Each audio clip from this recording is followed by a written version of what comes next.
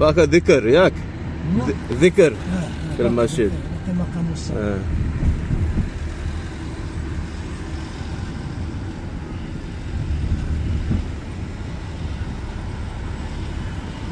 منين أنت كاسا من كاسا. من كاسا كاسا سيتي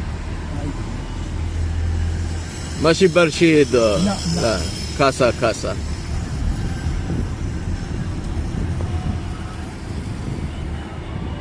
عرب وشلو عرب عربي أفهم عربي أفهم عربي جديدة أو من جديدة واخا أعرف جديدة.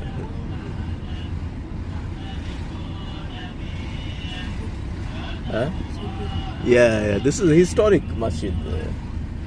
This is the biggest masjid in maybe biggest in Africa. ربما هذا المسجد أكبر في الأفريق ربما. أكبر في العالم في العالم بعد الحرمين. بعد الحرمين سبحان الله. أوكي. بعد الحرمين. بعد الحرمين. أكبر مسجد بعد الحرمين. واخا فهمتيني. واخا هذا في مسجد الحرمين وهذا الثاني في العالم. biggest after the حرمين شريفين في مكة مدينة وثلاثة third. مكيف داخل كل شيء مكيف كل شيء.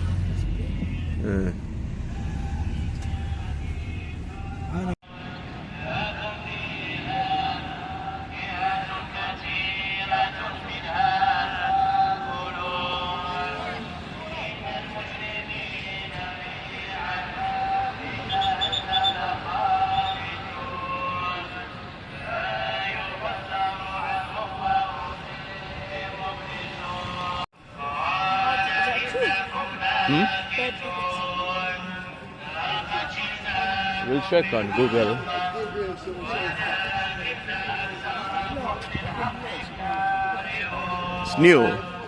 It's new. Built since the current king's father passed away. No. Yeah.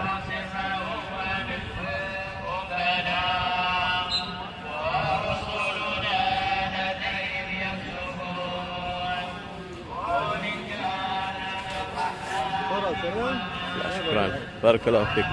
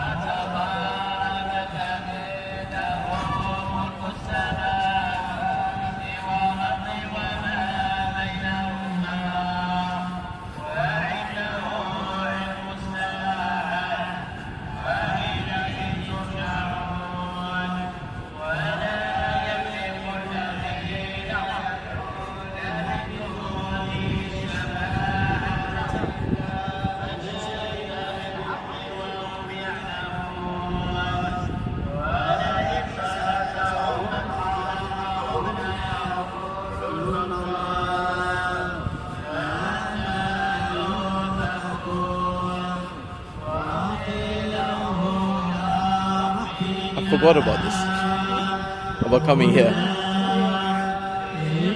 The taxi driver told me, isn't it, the big taxi? I forgot. I know it's here, but I forgot,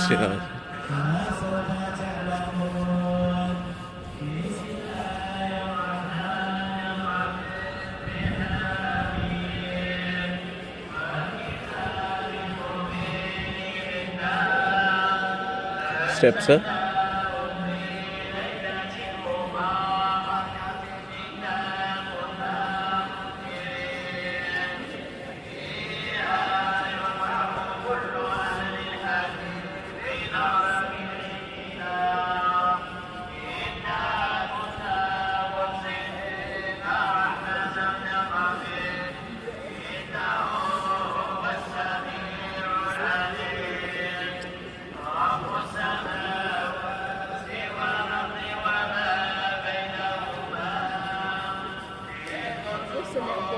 Huh?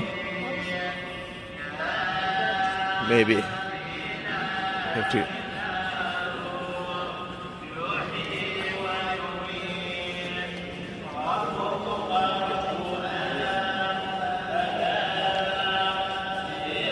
Can you get me a bag for my shoes, please?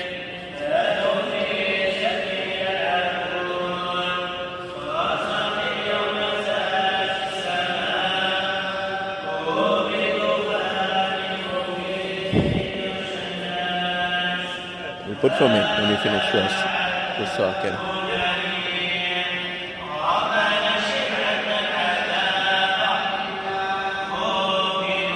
Put mine for me.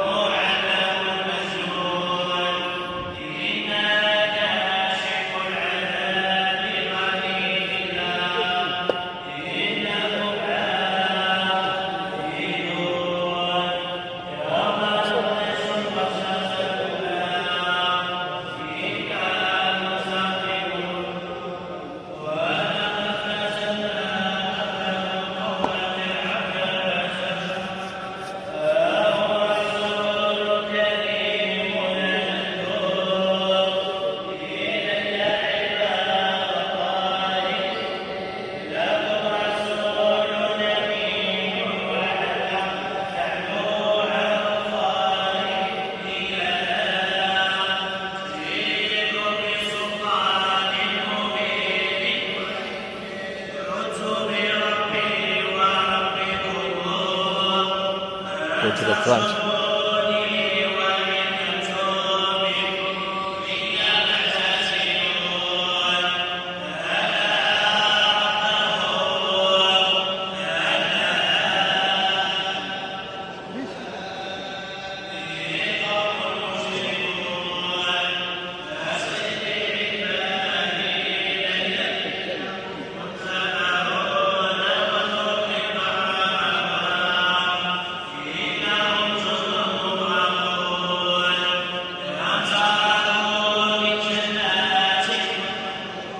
Not capturing it well.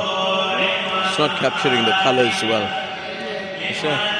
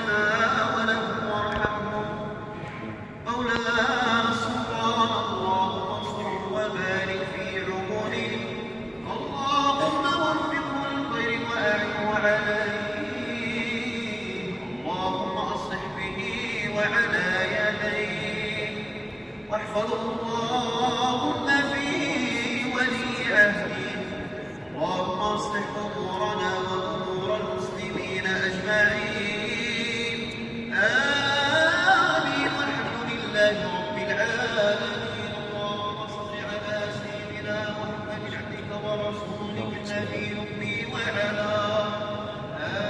آله وصحبه وسلم تسليما. سبحان ربك رب العزة عما يصفون وسلام على المرسلين والحمد لله رب العالمين. It's recording already. Yeah.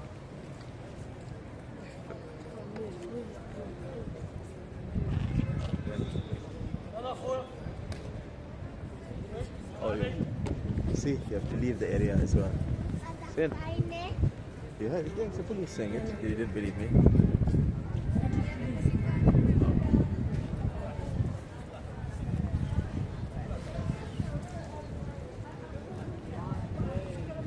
Masjid Hassan Thani, Casablanca. The taxi driver said it's the third largest mosque after the two holy mosques in Makkah and Medina. I'm gonna Google that and check if it's true, but it is in the top 5 mosques in size in the world, or at least in the top 10, let's say. It's a new mosque, it's not a historic mosque. It was built after the current kings, or it was built and named after the current king's father who passed away, hence Hassan Thani. It's more like, it reminds you more of an abbey than a mosque in some ways. The way the speaker during the Jummah khutbah. Please, لا لا لا شكرا. I want them to manger, please. ها؟ ليش لا شكرا. لا لا. شال. ها؟ درب. بالله نشوف. لا.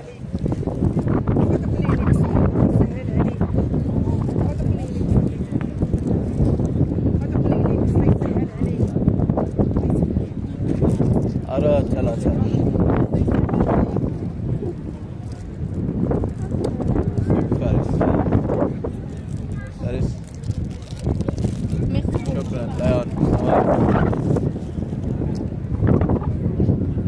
So there's people obviously selling stuff around here. It's not allowed by the police. They'll run if the police get close to them. But anyway, yeah, I mean, they're people in need, so I said no at first, and then I just thought, you know what, let me just give them something. Bought some sweets there. It was a dirham each. So just gave them 5 dirham for 2 sweets. The problem is in Morocco is like prices are inflated for tourists, beggars as well. Sometimes the beggars are not just begging for money, they might be scammers. Like there's these people who sell roses. There are people who sell roses that what they might do is, you don't want to buy a rose from them, so then they try and they hug you. And you think, oh, you know, this kid is hugging me and like begging me, please, give me this, give me that, or whatever. The problem is when they're hugging you, they could be trying to take your phone, take your wallet, take something else. It happened to me in Agadir. Well, it didn't happen to me as I didn't get robbed, but one of these kids hugged me, and they didn't manage to rob me, but I still didn't know. I just thought, oh yeah, you know, look, he's so poor. There was a girl as well, you know, and if you got daughters, you feel bad. So this kid hugs me, and then I think I gave them something. But later on, I saw a video on the internet, on YouTube, saying, you know what, be careful of these people. When they hug, they're actually trying to take your phone or something. And also, why would someone, a stranger, a kid just on the street, hug you? So it makes sense. So you just got to be careful.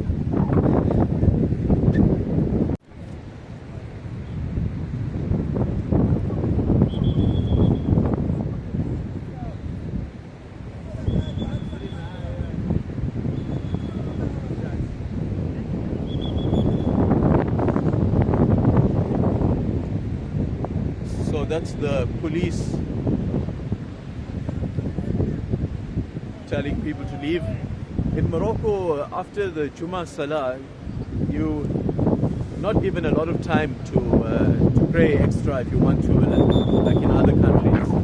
That's basically the police whistling, asking people to leave, even from the front of the mosque, they ask you to leave. So even if you're not in the mosque itself, but just at the entrance, near the entrance, they ask you to leave. It's the same in all the mosques in Morocco. It's like a law or something.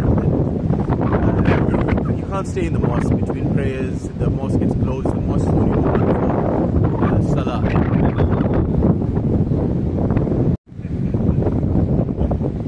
Yeah, so that's a lousy thing actually, that the mosques are only open for each salah. And I believe it might be, Moroccans could correct me in this, it might be that in Ramadan they leave the mosque open between Maghrib and Isha. So they make an exception for Ramadan where the mosques are open and you can still pray. Between those two prayers, the Maghrib and the Isha prayer, you can pray extra. I believe in this part, if you're Moroccan, you can correct me, I believe that in other parts of the year, even between Maghrib and Isha, the mosque close. And you basically get rushed out of the mosque if you like from somewhere else where mosques stay open. Then you get stuck there, and you'll soon realize you're the only one left because everyone knows the rules. Everyone's gone, but you left praying. And someone will be at the door shaking the keys. This is like in a normal mosque. Here they're whistling and stuff, and here it's police. But in other normal mosques, it'll be like, I don't know, the muezzin or the caretaker of the mosque or someone shaking the keys, calling you. So yeah, just something different about mosques in Morocco, and when you're allowed to be in there. It's a pity. It's such a beautiful mosque. And for the mosque, so much space, it would have cost so much money for it to only be used for the prayer time, only each prayer, and not in between. It's like a waste of space, a waste of a beautiful place. I want to go over there, and then we'll make a move.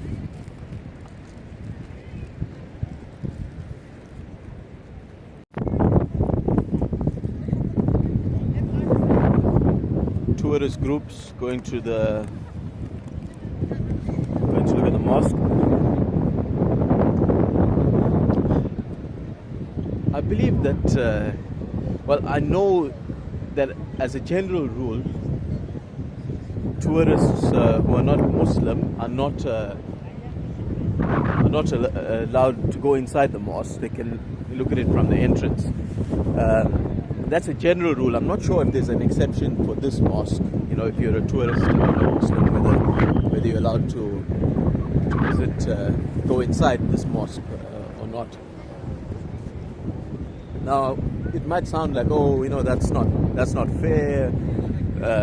We want to have a look as well, but I think the reasoning is that it's a place of prayer, and the focus of it is prayer. So well and good if you want to come and have a look at the architecture, come to the entrance, look inside, but the purpose of these buildings is prayer. So some people will agree with that, some won't. There's more tourists, filming the tourists.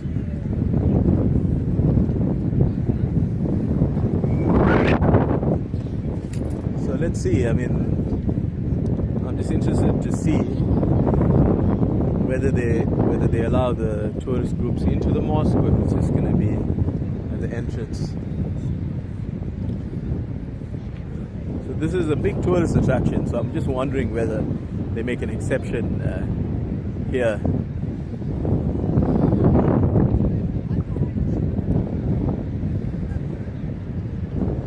Or not.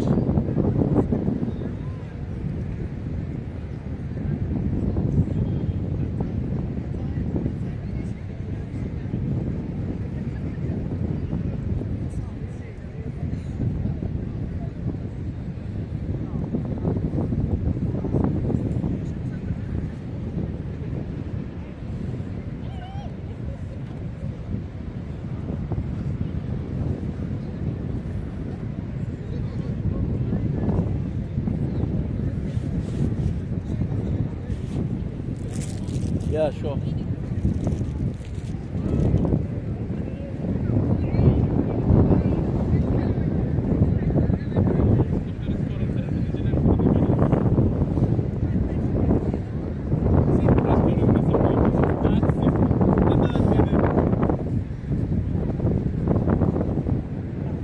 Yeah, for me personally, my opinion about tourists going into mosques, if you're not a Muslim, I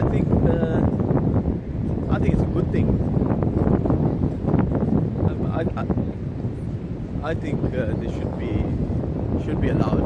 Obviously, not like it's a prayer time and then you got like a huge group of tourists, because yes, these mosques are for prayer, as our churches are for prayer. So as long as it doesn't disturb prayer, I think people of other faiths should be allowed to go in and have a look. So far I'm just following this group just to see if they're letting them in.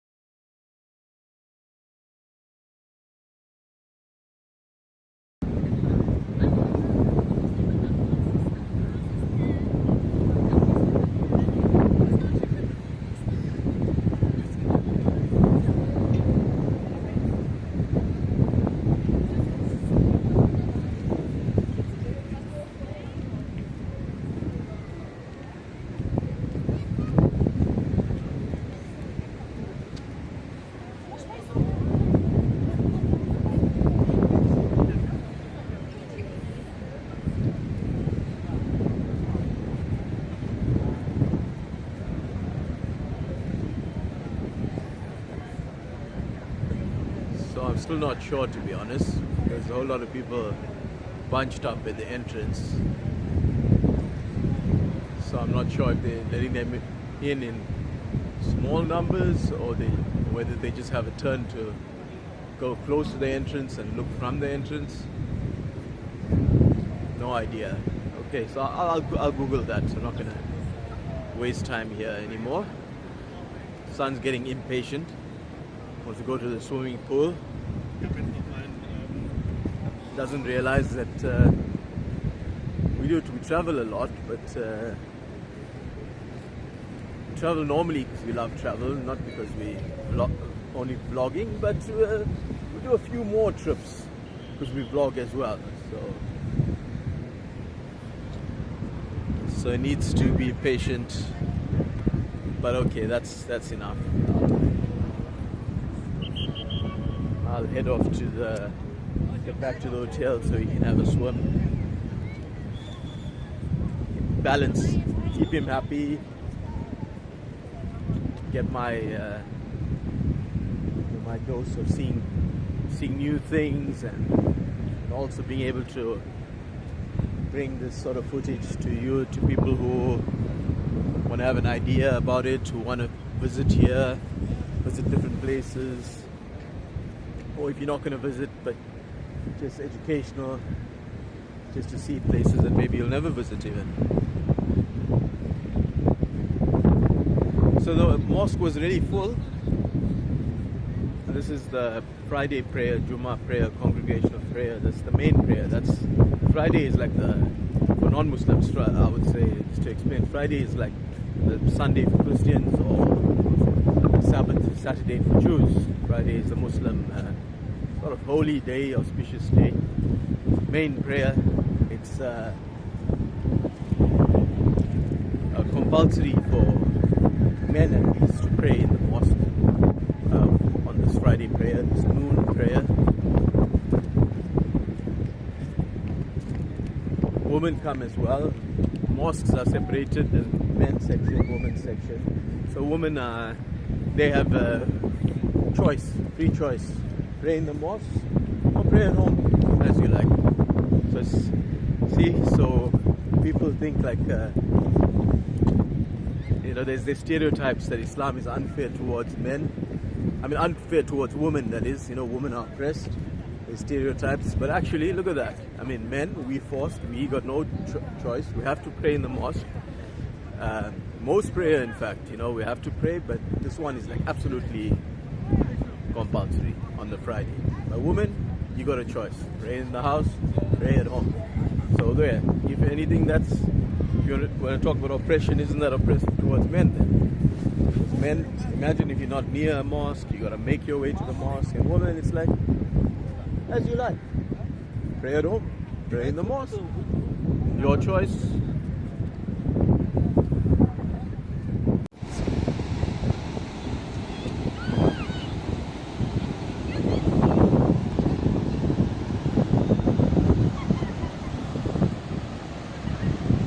This would be nice. It's like tide pools.